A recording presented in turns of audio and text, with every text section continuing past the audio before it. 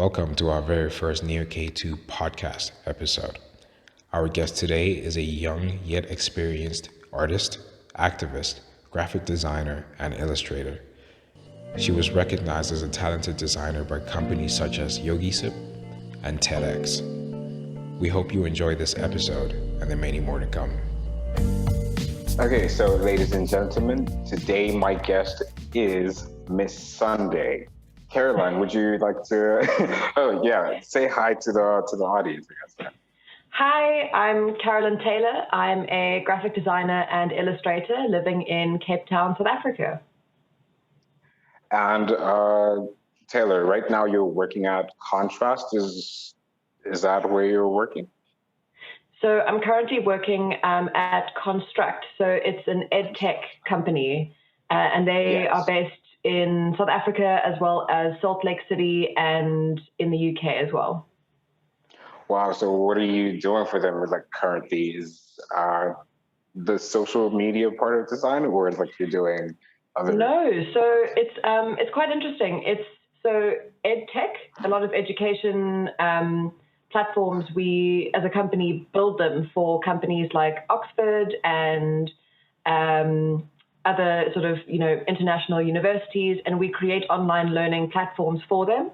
And I'm one of the graphic designers in the production team, and we basically generate all of the content from the graphics to the motion graphics to video content to make education and the course content more accessible and more engaging for learners, which is it's great. Wow. Like I was, I do have to look you up before a time, and I was looking at your resume. Right. The thing that came across to me was your age, and you were very young, but there were these things that you've done, and it was very mind blowing. I don't know, like, can you give the audience a background of where do you come from, and Sure. to where you are right now? Yeah, so I was starting right from the beginning. I was born in the Eastern Cape to a single mother who was in matric. And when I was about 4 years old, my mother and I moved down to Cape Town to try and start our own little life out here. And my mother couldn't go to university because, surprise, she had a baby to take care of now. So she started working in radio and advertising, and I sort of started at schools and things. I discovered my passion for art when I was at school, at junior school, and then kind of kept going from there. And I was lucky enough to go to college. My family helped sort of create a space for me where I wouldn't have a student loan. But the deal was that I very much had to make up any additional finances from petrol, food, all of that was up to me. So I started my side hustles very early, like first year of college. They said, don't work because, this is a full-time studying opportunity at Red and Yellow. Yeah. And I didn't really have that option. So I remember working about 3 to 4 jobs in my first year of college. Wow. From bartending, waitressing, hostessing at nightclubs. I was house sitting, and that was all sort of before I got into being a freelance designer and illustrator. As soon as that kicked off, then that's obviously where my side hustle became more important than just finding odd jobs around.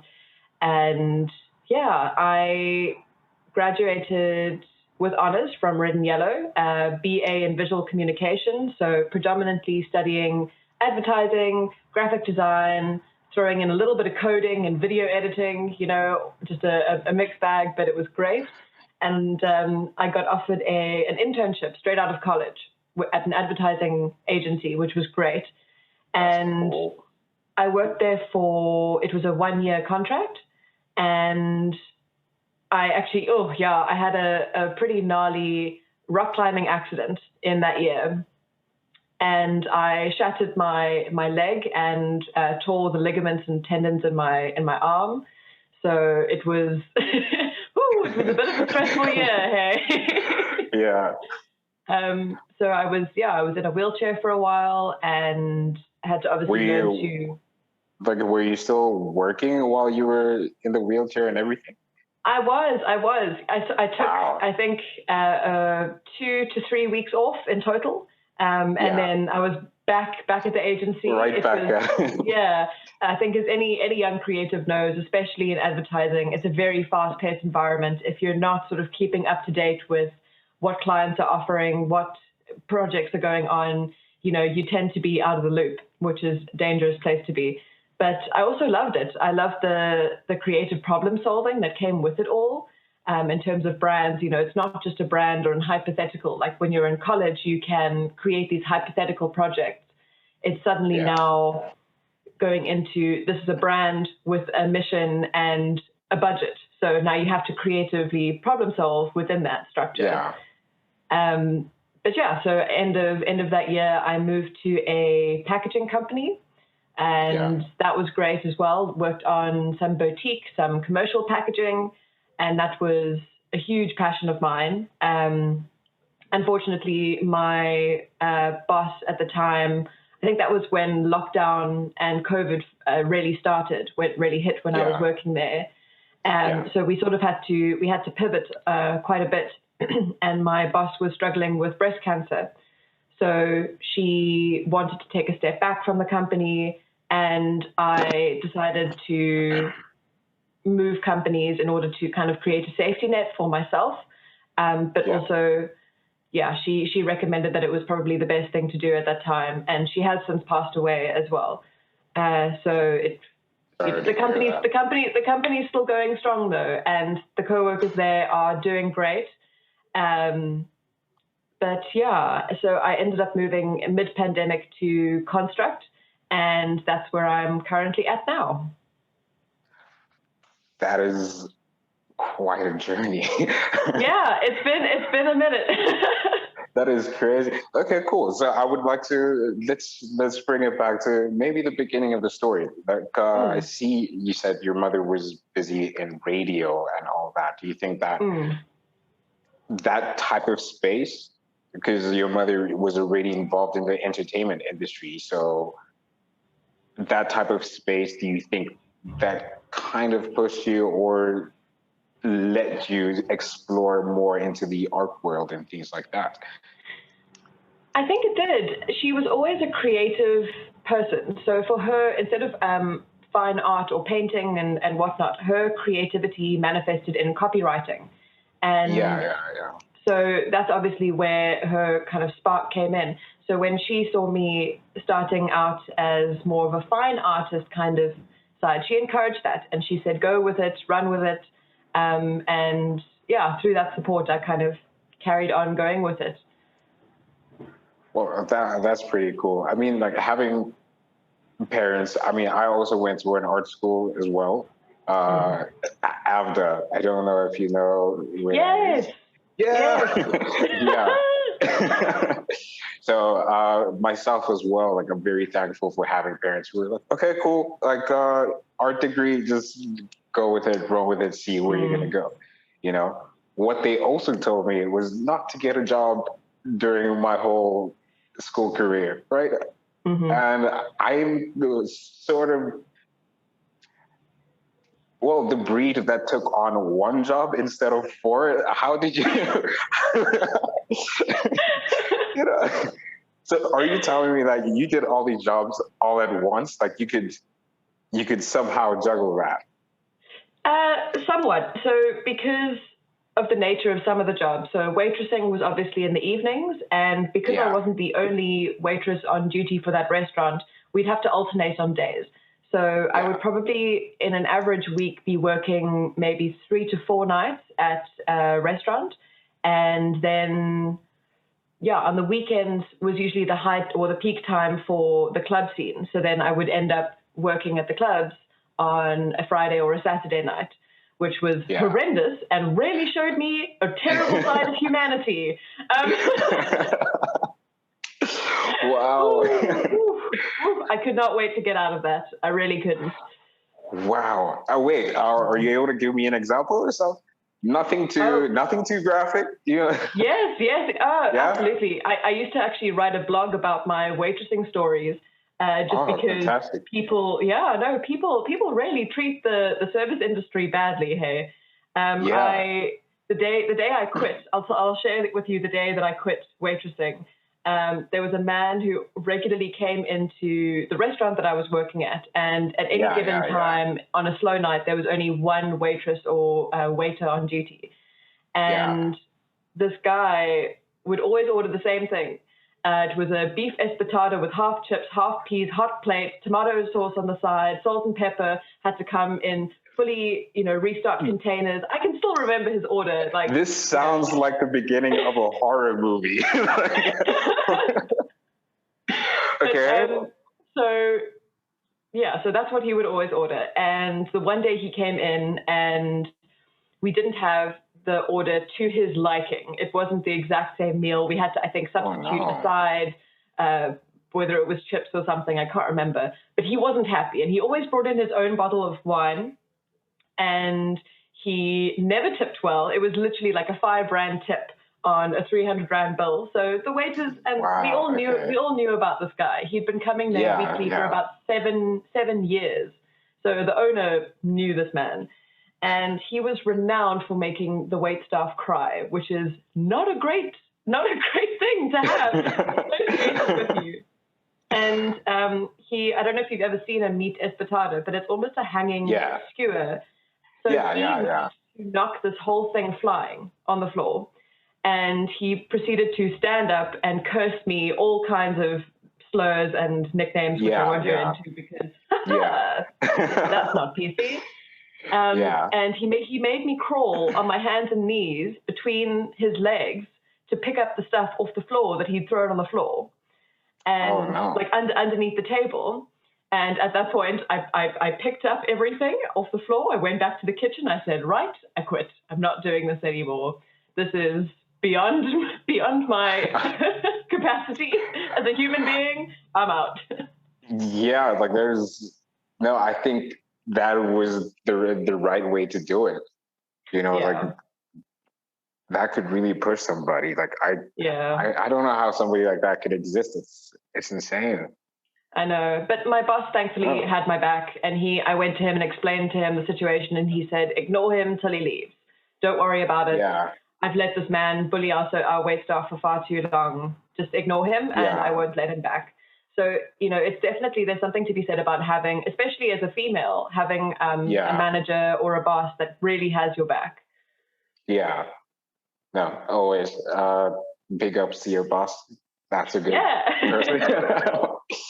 Cool. So let's just jump back into the art side of stuff. Just one question. That background, is that a Zoom background or is that a Miss Sunday background? This is just another artist that I found online. Love their work. Can't remember what it's Mr. Oh no, he's got one of those names like TX Bowl. So whether that's okay. That's all cool. Love their art. Okay, cool. So jumping back into the art side of things of the podcast, right? You started doing the fine art thing while very young, going into, where you are right now. Your style is amazing. Well, what I see on all of the art platforms and Instagram mostly is just, I will tell you this, like when I was looking for artists to interview first, right? I looked for artists and I did see a bunch of art, and your profile, I skipped it because I was like, oh no, this is American. I'm leaving. Next one. I don't know whether that's an insult or a compliment. It is very much a compliment, because we'll talk about this later. We do have a stigma that, okay, cool, like South Africans are good, which I've worked with tons of people who are great, like world class, and they just don't have the budget or people to invest in their work in order for them to make, the projects that would wow everybody in the world, Yeah. So your work, like I hate having that stigma, especially in my head, because I know how good people are. But I saw the work and the consistency, and I was just like the quality. I was like, yeah, this is great, but I'm looking for a South African. Okay. So your art style, I really want to know how you got to that type of work. Like even you can even include the people that you like or the type of art that you saw to get to that point. Yeah. So I actually remember being in college and trying to explore a particular style that I'd never really seen before, and that was vector style art. And before that, when I started college, I didn't know how to use any of the software. I didn't know how to use a Mac computer. So for me, it was trying to sort of learn and catch up. A lot of the people I was with had at least some experience with the software and everything. So I found a lot of the ways to sort of upskill and to get familiar with these platforms was to pick a style that suited a particular platform like Illustrator. Then just practice and go through that and just create and generate, art for myself, or just, play around, make shapes, whatever. And I found I fell in love with the vector style. It was, flat colors. It was round shapes and harsh lines, and I loved it. So I found myself gravitating more and more towards that. It's something I'd never really experimented with before that. I'd been doing physical art with a little bit of watercolor and some pencil crayons and things. But now I had this whole digital side of things, which for me was crazy, and I was still trying to wrap my head around it. And I fell in love. I fell in love with vector art, and I even, funnily enough, tried to move that style into painting. So the paintings and things that I do follow a very similar sort of format. Yeah. Like, okay, cool. That explains a lot for me because, okay, first I thought, okay, she uses a computer because this is the ultimate form of art. It can do anything, right? Well, those are my personal thoughts. But I thought you used a computer, and I go back into your profiles and your portfolios, and I see these paintings, and then the art that I thought was computer generated somehow was on a canvas, and I just felt so confused. I just wanted that to be clarified and stuff like that. So you kind of, you started off traditionally with paint, you went onto computer stuff, and then again applied the vector type of art on canvas. Yes, yeah. That is extreme. There was a point where I couldn't tell anymore. I really needed to know. Oh, that is insane. Okay, cool. That is fantastic. And so now that we know what your work looks like, I will put your work for the audience on the video so they can see what I'm talking about, right? So I assume maybe you already had this style, or you were leading up to that, right? To acquiring this style. And while I was researching, I saw you said I sold my artworks to finance myself through college, and I sold my prints, the prints of my designs at markets and stuff like that, right?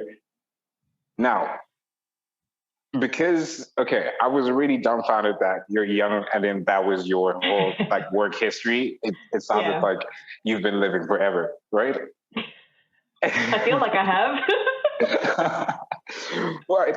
I know a lot of artists struggle with, like, even now they're just producing these works, and they still struggle with getting to that point of selling. And for you, it was I feel like your destination wasn't just the selling. Your destination was to finance something, and this point that other people struggle to get to, like you managed to like blow right past that, or I assume and hope that you managed to blow right past that selling point. Yeah, so, I mean, it's definitely, it's interesting because a lot of the stuff that I sort of created was not necessarily to finance myself, but I rather was just creating content for social media. It was cool stuff I was doing at college. I wanted to share on, my personal Instagram account. And the way that I started getting into selling things was people on social media saw things, commented, DM'd me and said, I really want to buy a print of this, or I really want to get a commission. Wow. So that was, for me, I wasn't going like, oh, I'm amazing, please buy my art. It started with people going, I like what you're doing, I want to buy that. So through that, I realized, okay, there's actually some sort of financial thing I could roll with this. And a lot of it was initially my mom's friends on Facebook going, oh, I like what your daughter's doing. Can I get a print of a horse for my son's bedroom? Very low-key stuff, nothing particularly exciting. I was doing 100 different styles a minute because obviously you're wanting to just create content as people want them exactly. Whereas now I'm in a place where I can pick and choose the kind of commissions that I do want to do based on the style that I love. But it was mostly through just social media and keeping it consistent. And I mean, at the time, listen, my idea of consistency a few years ago is not what consistency really is. But I learned that lesson the hard way. So it was mostly through social media that I was able to realize, okay, I can start a side hustle in order to pay for things like petrol, groceries, electricity. Like I said, I was definitely sort of lucky enough to have my family pull together and go, we can pay for your tuition, but everything else we need you to pitch in. So I definitely, there was a huge weight off my shoulders. And I know that not a lot of people have that sort of privilege to be able to do that, especially in South Africa. So I really just went like, if I've got this opportunity, I can't waste it. I can't, I'm not just going to sit back and go, cool, thanks guys. I'm going to hang out at college for a while and then go and do nothing. Okay, cool. So can I safely say that your first customer might have been one of your mom's friends? It definitely was. I remember the first thing that I sold, it was terrible. Looking back on it. Oh no. It was she's going to be listening to this. Oh no. She knows. It was a line drawing of a horse, and I overworked it. I was so in my head about it. She saw a style of something I'd done once for a college assignment online that my mom had posted on Facebook. Shout out to my mom. And she said, I want something like that. And I got so nervous when I was creating it that I overworked it, put too many sort of details. It looked like a mess at the end. But bless her, she told me she liked it. And that was that.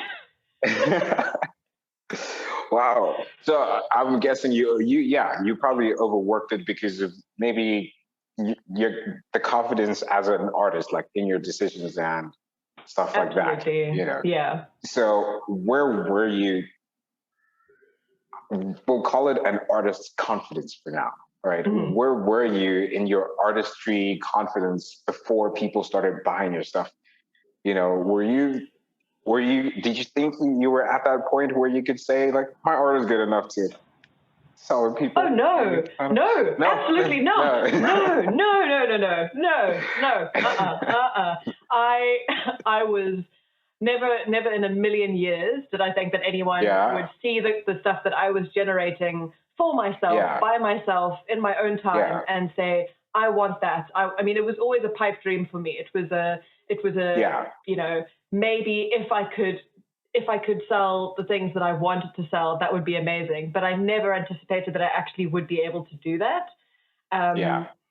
So, and a lot of it was because, you're taking on the jobs that are quick turnaround, are easy to understand. It's a logo, or it's, you know, something like a newsletter. It's not necessarily a piece of your art that you create, you know, from an insight, from trying to create a message, trying to share something with the world. You know, you're not creating these things that people are going to buy. You're sticking to briefs, because those are the ones that will pay you, and you know that you're going to get paid.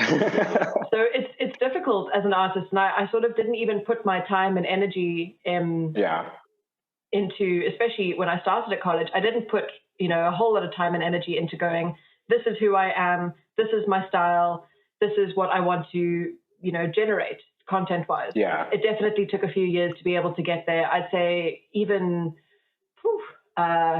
maybe 3 years ago was only when I really started to go, this is what I want to create, and people really gravitated towards that. Yeah. That is... As soon as I was creating, not consecutive, I was creating consistent styled work. Then people obviously saw that on social media. They thought, okay, cool, this is something that you want to follow for a particular style, for a particular message. And then the people that follow you tend to go, I want to support that artist. So kind of creating that content really helped me. Sheesh, that is... Okay, cool. So I'm assuming that it got bigger, right? The people who were watching you, your audience grew, obviously, like with your consistency and that type of stuff.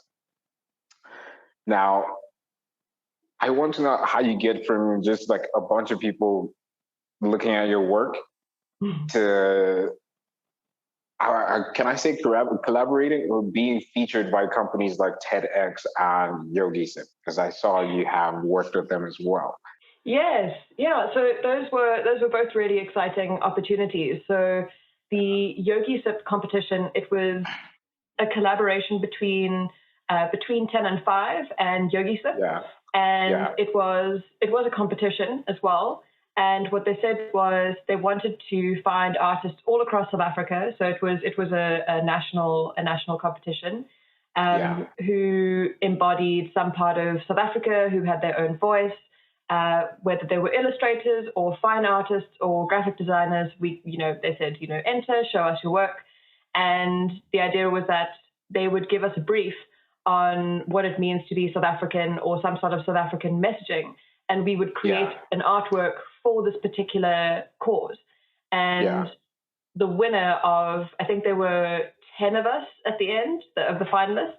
There were, the winner would get to redesign the Yogic packaging. And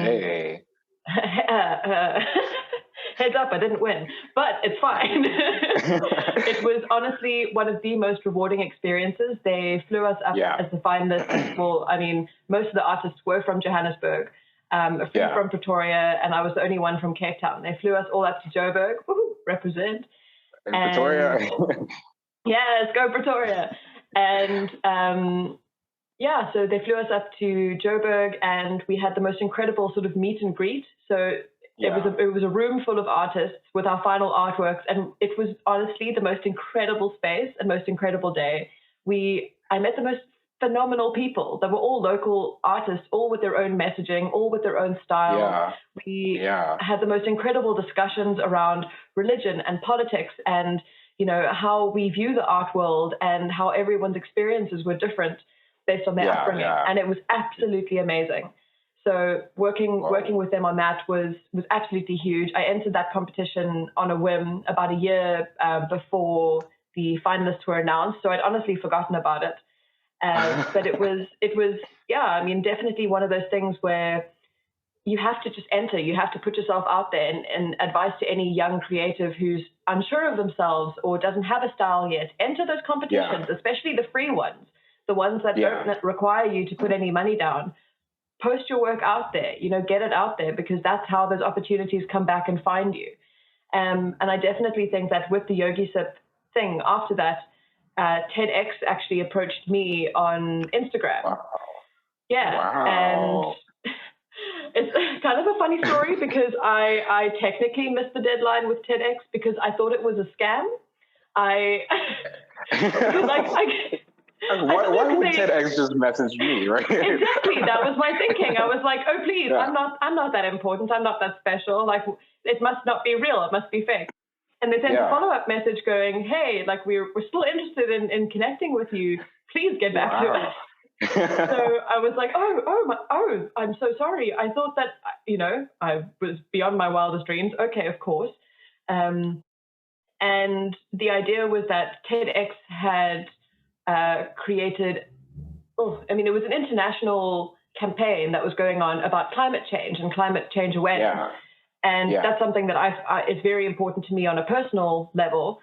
The idea was they wanted 7 different artists from South Africa, each to create an artwork that would be available for free licensing for NGOs and activists.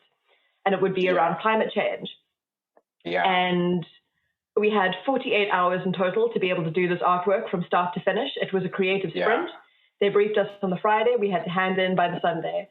And it was all done online, which was great as well, and got to meet some of the other artists. And obviously at the same time, while South Africa was doing this, there were countries all around the world also doing it. So it was cool because it wasn't just a little, South African-led initiative. It was a global thing. So suddenly it was being connected with these artists all around the world who all shared this, we need to make a change mentality. And that was absolutely beautiful. And so then TEDx wrote like an article on me and my art and what it means to me and why climate change is such an important thing. And I was honestly blown away by being able to be a part of something like that. I don't know, like that experience would actually blow my mind completely. You can see why you thought I thought it was a scam, right? I was like, this sounds too perfect. It sounds too Exactly. Funny enough, TEDx is kind of that's where I saw that you were South African. Remember I said I discarded everything. I said, she's not from here. So I saw the post by TEDx and I saw your name again. And I was like, there is no way. So thanks for that. I'm really happy that I didn't get to pass up this opportunity. It's really I'm glad.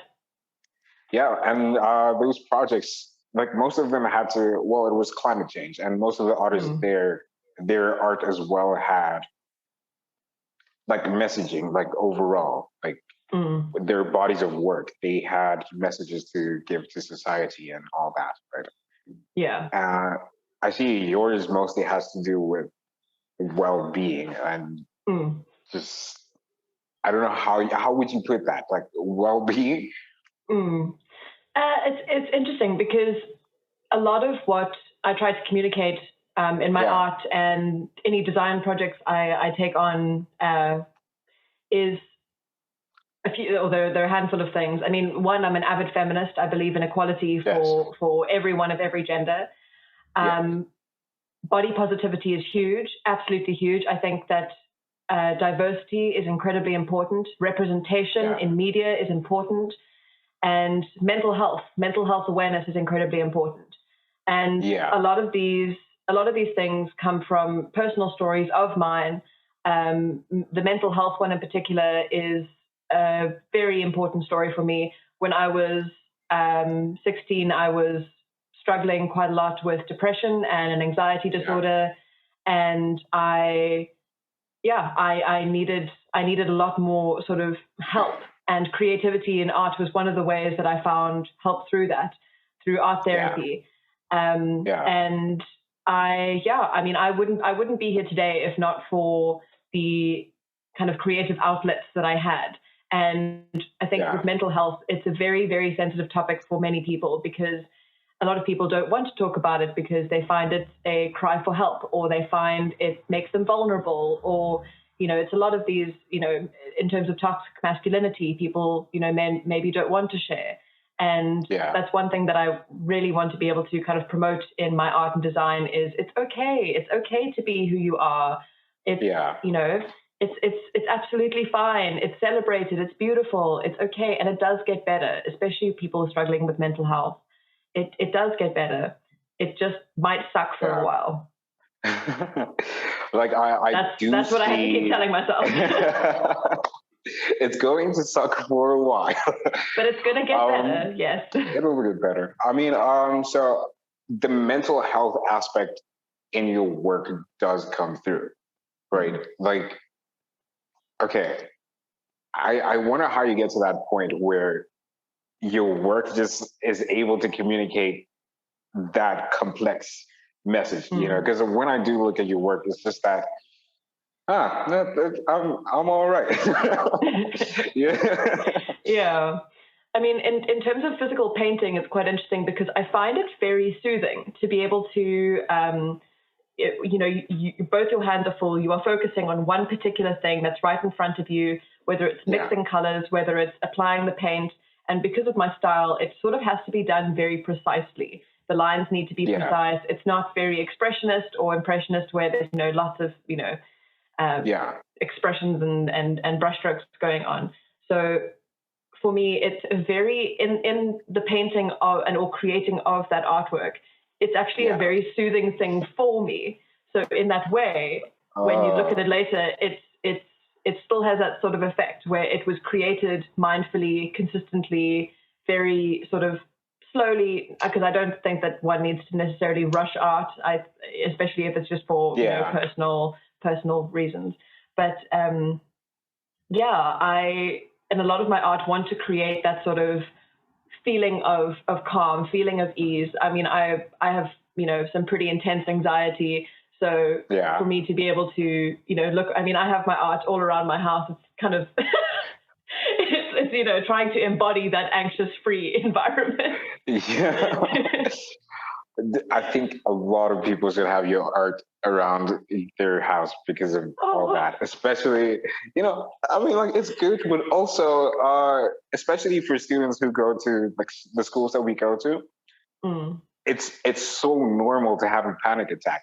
Like it's, like the art students, they just work 3 days in a row, have a panic attack, and then get right back to work, And, Yep. And everybody's just like, oh no, we're going through this. This is completely normal, So that's why.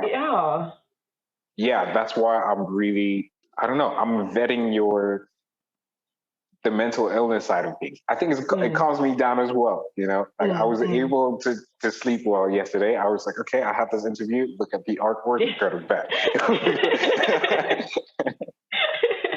Oh, that means a lot. Yeah, so when I was 16, I had to change high schools. The school that I was at, and I won't mention what school, but I was mentally not doing very well, mental health-wise. And the school's response at the time was, well, then we recommend continuing your education somewhere else because you're bringing down the class average. So that's a terrible response to someone who's struggling. Yeah.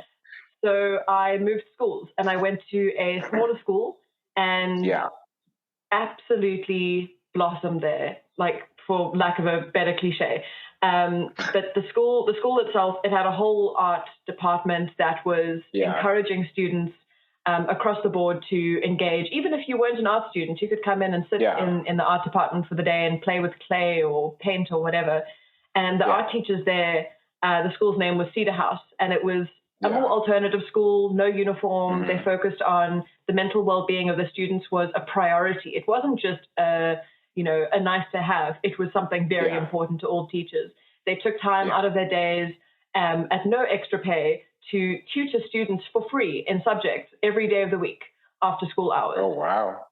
If you were struggling, they really cared. And having a teaching structure like that really made me feel at peace and made me feel okay. Like I can express myself and be creatively free here without worrying about neglecting any other part of my schoolwork because I had the support system.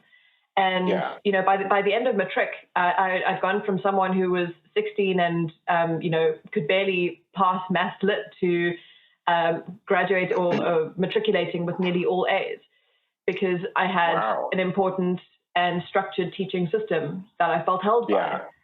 And that's why education is absolutely so important. And it breaks my heart to know that so many people in South Africa in particular will never get those opportunities because they don't come from the same backgrounds. They don't have access to, a private school or something that could, provide that for them. But that's also why it's a hugely important topic to me, is not just equality in terms of feminism and rights, but also, rights to education and providing people with a setup that will set them up for life, because there is that cycle, But yeah. Whoa. This is, but this is the ultimate artist activist. Like, you are out there. This is pretty cool. Before I want to talk to you about your career goals, because I think we might be actually like sagging into that, talking about okay, cool. Like, I just want one question, right? The Miss Sunday name. Don't tell me that's just an Instagram name. Tell me that is something. Tell me that is going to be your brand. I wanted it to be, yes. Well, I want it to be. I hope that it will be my brand down the line. I wanted to create almost a bit of a persona that wasn't just me as a person, because I think that if you're just going, this is who I am and my personal beliefs and it kind of boxes you in a little bit. Whereas having a more of a persona that's less about who you are and what you look like, and more about the art and let the art speak for itself. I kind of wanted to create that vibe, and I went with Miss Sunday because I haven't had a Sunday off in years. That Sunday is always, a Sunday is always my creative day. It's always the day where I get from, whether I'm doing a piece of artwork for myself, or doing something for a friend, or a commission for a client, I will always use my Sundays, because for me that's just it's my creative day, and that's why I guess I came up with Miss Sunday. But hopefully I would love to grow that one day to be more than just me. Because I saw it was only on your, it was hard getting like to your other pages. But like, I saw the Miss Sunday was only on your Instagram page, and it was like all your other platforms have your real name on, and I was like, oh, does she see this? This is gold. Like, I hope this is just not an Instagram name. Yeah. Okay, we'll go back to we were talking about the disadvantages that other people have and the mental illness, right? So what would you say your career goals are? Are they aligned with some of those issues? I would say that they are. I mean, definitely some of the most rewarding projects I've been a part of have usually been either for NGOs, or probably the single most rewarding one was a project I did with my mum, the copywriter. So I think it was 2 years ago for, what was it? It was Women's Day. And my mother and I we just, over dinner one night decided to create this almost mini campaign. And it wasn't, anything huge, that we didn't advertise it, except just posting things on social media. But what we did was, in order to create awareness around gender-based violence in South Africa, we did a little collaboration. So I'm a part of these Women for Change Facebook groups, South African in particular. And it's almost heartbreaking the amount of photos they post of these women who have lost their lives to gender-based violence. And they tell their stories. They, really try to communicate that this is a real issue that we need to talk about. We can't just not talk about it. It's not just a statistic. These are people with families and friends. And so what I did was we selected a few of them of the stories that we had heard of before, and I illustrated these women, their portraits. And my mother came up with a line of copy that sort of was either something that they were known to have said, something that their family said in terms of convicting, partner, whatever that was happening as per the story. And we sold them to people who would DM us on Facebook and Instagram, with 100% of the proceeds going towards the Saatchi Bartman Foundation. And I think in the end, we raised about nearly 7,000 Rand, I think. And wow. it was just you and your mother? Yes, yeah, it was. And it was just, wow, okay. Yeah. And for me, that was arguably one of the most rewarding things that, as an artist, to be able to give back and to be able to look at your community and go like, I'm helping, I'm actively trying to help without trying to take away the voice of someone who, should be the one to speak. Because that's also something as an artist, I mean, I love to draw women. I love to draw a diverse representation of women, but there's also this line where you don't want to take away someone else's story. You don't want to say, oh, this is, art that I'm selling on behalf of myself, for myself, with the proceeds going towards me. It's like, I want to be able to give back to my community and go, this is, it's more than just one person. Yeah. Like, I don't know. Like, I like the fact that you're using art to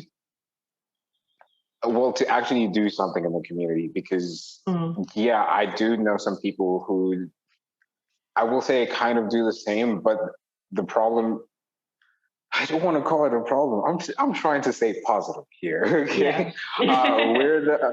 Where the ideas fall short, like where it falls short, is where they want the message to create the change, right? So there isn't really much, the same way you're saying you were able to raise that 7,000 Rand through your art, right? Most of it is just like, okay, cool. I made a picture and this is going to change the world, So it's like, I like the fact that yours is, you're actually doing something in, the community. Yeah. Do you still have enough time to make more of these works, like while you're working, I will say, in the industry, I guess? So yeah. I mean, it's difficult because I think we ran it for nearly a year, I think, and it was just through family and friends that we were getting purchases and orders from. So it was quite easy in order to do drop-offs, but obviously it wasn't very widely broadcasted. So and almost thank goodness, because if it had been, I don't think the two of us would have been able to like single-handedly keep up with that sort of demand. But it is difficult. I mean, I think on that point as well, we could talk about creative burnout, because it's not just, obviously working full time, regardless of your industry. If you're a creative person, you need to be able to have some sort of creative outlet that is just for you, whether it's drawing stuff that you never post on social media, whether it's, doing a massive mural that takes you 6 years that is on your bedroom wall. Regardless of what that is, you need to be able to have some sort of creative downtime to just kind of allow yourself to flow with your creativity, because otherwise you do get burnt out, and you need to keep that kind of passion alive. But it is difficult when you're working full time. I mean, I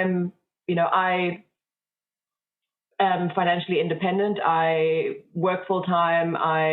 And I still have to actively make time to make my art, because otherwise it doesn't just get done. It doesn't get created or anything. No, same with the cleaning. I have to actively make myself clean, otherwise it's not going to happen. It's not going to happen. Okay, cool. So now, I think everyone is familiar with the term, the industry. They're like, oh yeah, the industry, this is what happens in the industry, this is how the industry works, and all that. Myself, like, coming out of university, it was hard for me to make sense of, like, what is this industry? Where is it? I want to go, but I finally got to understand that it was just like the network of people who are in this creative space. Right. Now I will link this back to the thing about when I saw your work, I didn't think it was a South African person who did that stuff. I will ask you about what you do like and what you don't like in the industry, like your positives and negatives. Because for myself, it's just, as a South African, we don't see ourselves doing the same things that are happening internationally. Yeah. Even though I do know, like I do have a friend of mine who's a world-class animator, right? Mm-hmm. And I have seen him do like these world-class animations and all that. But still, when I go onto Instagram and I see somebody who's great, I'm like, he's not South African. You get what I'm saying? So that's one of the bad things that I see about the South African industry. I don't know if you could give us like some of the things that you like and dislike about our industry. I think that within I mean, so I've kind of, the industries I've sort of touched in on within the larger industry would be advertising, packaging, and education. And it's interesting kind of going between those and seeing what were the pros and cons of each one. So when it came to the advertising sort of section of the industry, the creatives were quite diverse, which was amazing. You had anyone from a copywriter to an animator to, lots of different people doing lots of different job titles and things. But what I do see, though, is especially with a more international, I guess, understanding, is that you can't be a one-trick pony. And I feel like a lot of people in South Africa have sort of been taught one set of skills, that like you're a graphic designer or you're a copywriter or you're an art director. And then you kind of have to find a job where you can be exactly that. Whereas creatives online, and particularly in America, they tend to be more diverse. They jack of all trades. They can do a little bit of animating, a little bit of video editing. They can also do this, absolute unicorn. But I don't think that people in South Africa are encouraged enough to try and do these things in their own time. Even if your job's not necessarily going to pay you to go and do all these extra courses to learn all these extra skills. But you have to make that time for yourself. Because in order to also not be irrelevant in the industry, because, I mean, let's be honest, this industry is fast-paced and terrifying at a terrifying rate. You have to know what's trending. You have to know if, in terms of motion graphics, we're moving into a virtual reality space. Are you familiar with that? Is that something that you want to pursue? Okay, then go and pursue it. Like, you have to just continually keep yourself on your toes. But I think that, there are some beautiful things about the industry. Where I'm working now in the education space, the people are phenomenal. It's honestly, I've never come across a group of people like the coworkers I have now. They are exciting. They are diverse in terms of representation. They are happy people as well. And they, we all care about the work that we're doing, which is also something important. And to be able to give back. And I mean, we did a course for a South African company that I can't name, but it was all about teaching teachers to not perform gender roles on their kids, on the small kids, when they're handing out toys, when they're encouraging play. It's like, that's just allow kids to be children. And for that to be in a South African sense, that's coming up in a course, that's amazing. That's huge. It's progressive. I think that South Africa can definitely be a little bit behind the times on many things. We're at least like a decade behind America. I think that we've also got so much beauty and so much creativity here in South Africa. It's just a matter of sort of harnessing that, but also just keeping an eye out on what is happening internationally. I think that's huge. You've got to be able to do that. Yeah. Like be on par with the rest of the world, Yes, absolutely. And I think, what I'm seeing now is more and more companies within the South African industry are popping up, and they're not just an advertising company or not just a design company. They're these sort of companies that do so many things, almost like a jack of all trades. And, it's from owning companies to branding and advertising. It's all just in one agency now. So you kind of have to be able to know what's going on. And I think that going forward, it's good as a creative to at least have an understanding of what is out there. It's no longer just the traditional, advertising agency or design agency or, motion graphic studio. You can do 100 things at once. Sheesh. Not that you should, though, because creative burnout is real. Creative burnout is very real. Yes, specialize, guys. Specialize in Yeah. Specialize, but don't specialize. But also specialize a little bit. Yeah, they get what we're saying. Yeah. Mm-hmm. No.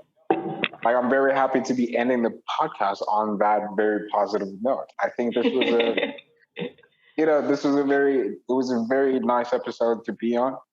Miss Sunday, Caroline. Thank you so much for joining us. Oh, it was an absolute pleasure. And thank you for joining us in this episode. We hope you enjoyed it. Please consider liking and subscribing, showing love in any way possible. For more information or any inquiries, please visit neok2studio.com. And as always, until next time.